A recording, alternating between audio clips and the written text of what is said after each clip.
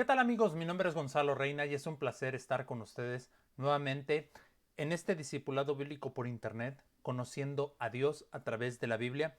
Y en esta ocasión, durante toda esta semana, vamos a tener una serie de sesiones especiales en las cuales vamos a hablar de los acontecimientos que ocurrieron hace casi 2000 años, cuando fue la última semana que el Señor Jesucristo, hecho hombre, es, bueno, cuando estuvo aquí en la tierra. ¿Qué fue lo que pasó? La Biblia nos habla de muchas cosas que ocurrieron y es importante que nosotros las conozcamos porque van a ser de muchísima bendición para cada uno de nosotros. Y hoy hablaremos acerca de este acontecimiento que ocurrió un domingo como el día de hoy, que fue precisamente esa entrada triunfal a Jerusalén. Se le conoce como Domingo de Palmas, Domingo de Ramos, y a lo que se refiere, queridos amigos, es que la historia de la entrada triunfal es uno de los pocos eventos de la vida del Señor Jesucristo que aparece en los cuatro evangelios. ¿Por qué es importante esto? Recordando que los cuatro evangelios son complementarios entre sí. Pero un Marcos dijo una cosa, Mateo dijo otra, no que se contrapongan, sino que cada uno lo escribió inspirado por el Espíritu Santo, pero desde una perspectiva diferente. ¿Sí? Entonces, esto es algo interesante porque es de esos pocos eventos que se narran en los cuatro evangelios. Entonces, cuando nosotros reunimos los cuatro relatos, es evidente que la entrada triunfal fue un acontecimiento sumamente importante. Y no solo fue para las personas que estuvieron ahí en aquel tiempo, sino para los cristianos a lo largo de la historia.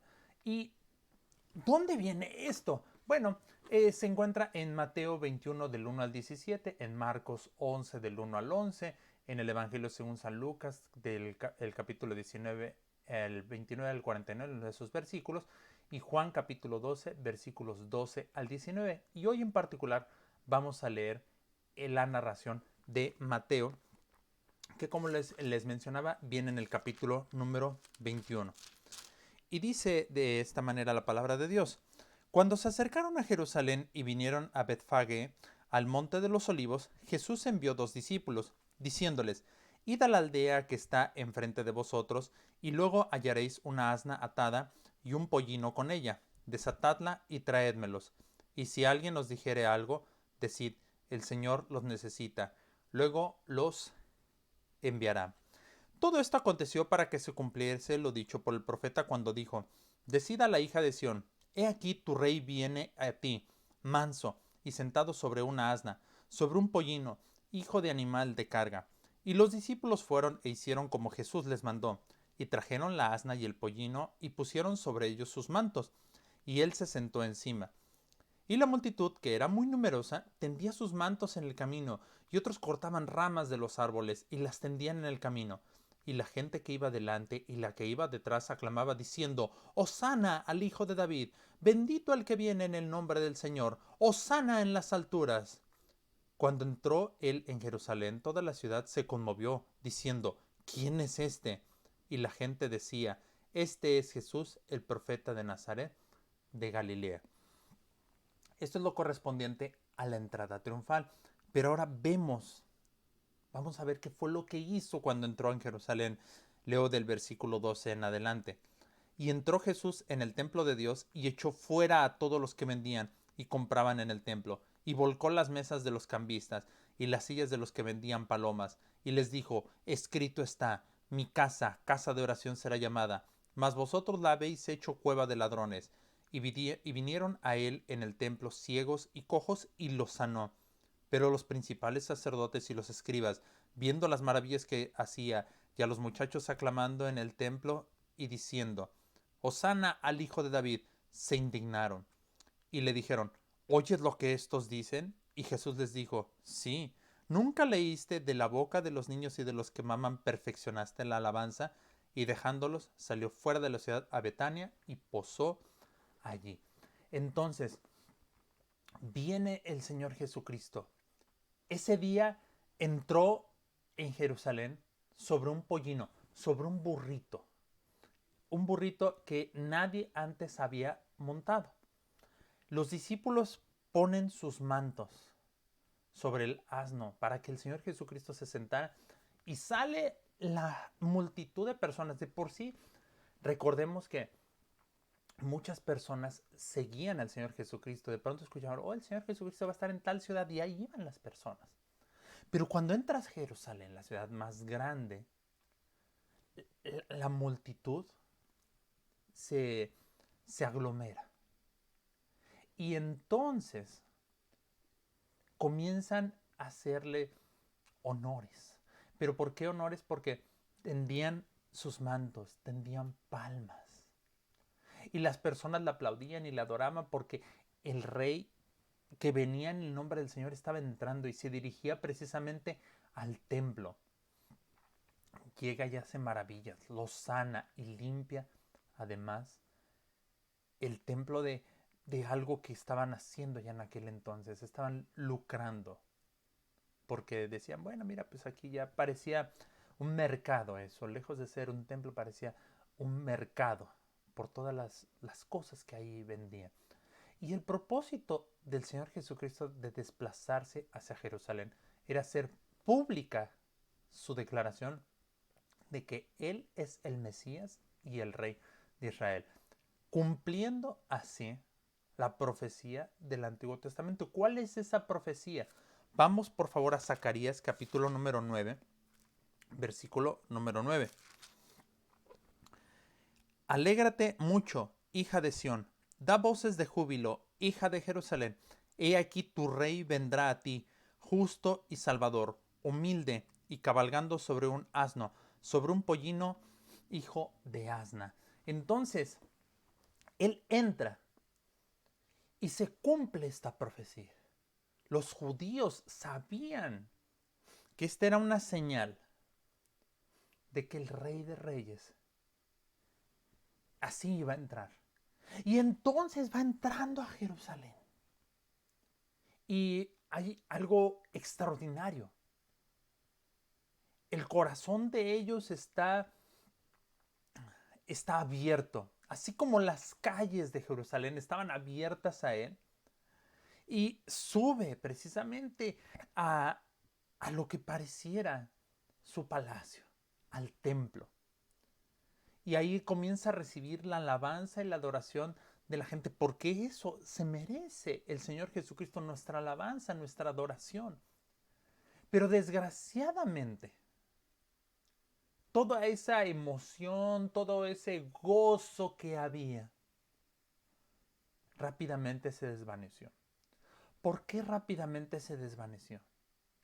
Ellos esperaban, y hasta la fecha muchos judíos alegan esto, ellos esperaban que viniera este rey y los librara de la opresión que estaban viviendo. En aquel entonces estaban bajo el dominio de los romanos. Y cuando va entrando, entra cumpliendo la profecía de Zacarías. Aquí viene el rey, y eso es lo que dice, eso es lo que dice la escritura. Eso es lo que dice, he aquí tu rey vendrá a ti, justo y salvador. Entonces, Salvador, Señor, ahora sí nos vas a librar de todo esto que nos están haciendo los romanos. Pero al ver que nada más fue, limpió el templo y se fue, ellos comenzaron a decir, no, él no es el Mesías. Porque ellos pensaban que su necesidad inmediata iba a ser resuelta, cuando no sabían que el propósito del Señor Jesucristo era superior. Superior en el sentido de que Él estaba entrando a publicar que Él es el Mesías. Y unos días después, ser crucificado, pagando el precio de nuestros pecados, el precio que nosotros debemos de pagar. Y ese castigo por nuestra paz, Él lo llevó. Y nosotros fuimos sanados por ese sacrificio. Fuimos salvados.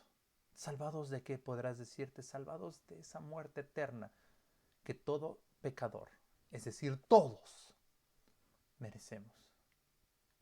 Hubo muchos que, a pesar de que no creyeron en ese momento, después lo reconocieron. El caso es del soldado romano, que ya cuando murió dijo, verdaderamente este era el Hijo de Dios. Y muchos le estuvieron reconociendo en ese momento, pero después se olvidaron. Y en muchas ocasiones eso ocurre con nosotros.